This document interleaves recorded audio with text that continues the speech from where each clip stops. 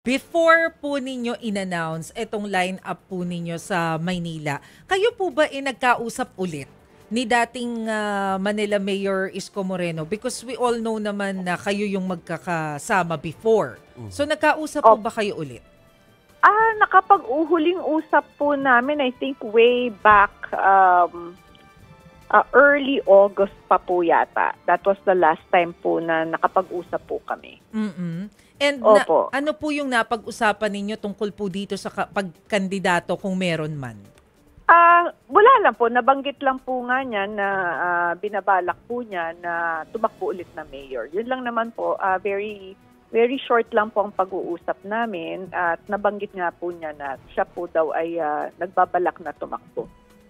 And how do you feel about that, Mayor? Definitely I feel betrayed. Because nung siya naman po ay namaalam at tumakbong presidente, very clear po sa amin, sa partido po namin na kapag hindi po siya sinwerte ay hindi na po, magre-retire na daw po siya. At in several occasions po na magkakasama po kami ay lagi po niyang sinasabi yon, assuring everyone na he is already retired in the field of politics at hindi ho kami magiging magkalaban kahit kailan. Opo. So hindi po ba na-consider na, well, sinabi nga po ninyo na nasabi na dating Mayor Isko na magre-retire siya, but apparently mukhang hindi pa pala siya magre-retire. Hindi po ba napag-usapan yung possibility of being partners again? Wala na po ba yun sa picture? Wala po kasi very clear po talaga yun in fact, yung bago po siya umalis ng Maynila, ay pinagbilinan pa po niya kami ni Vice Mayor Yul Servo.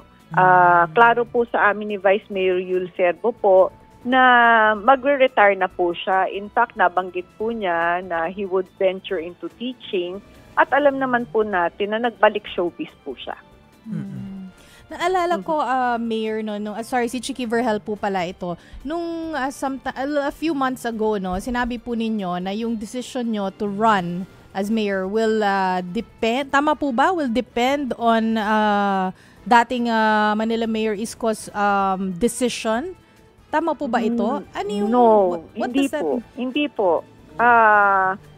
No po. Never considered that. Parang you said you're giving him time to reconsider his plans. Opo, siya po. I was talking about him po na that was the time when he told me na he planned to run for mayor. So I told him to reconsider his plan. Yun po yun. Okay. Opo. Okay, so parang sana hindi na lang siya tatakbo. Parang ganon. To reconsider.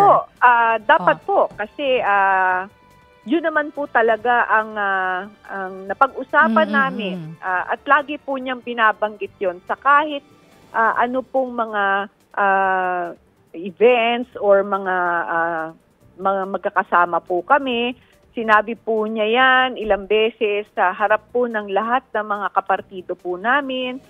Sinabi po niya yan kapag may malakihan po kami mga kausap na mga barangay officials at kahit po sa mga ordinaryong tao ay lagi po niya yan sinasabi. At lagi po niyang ina-assure yung aming pong partido na wala pong ganyang mangyayari.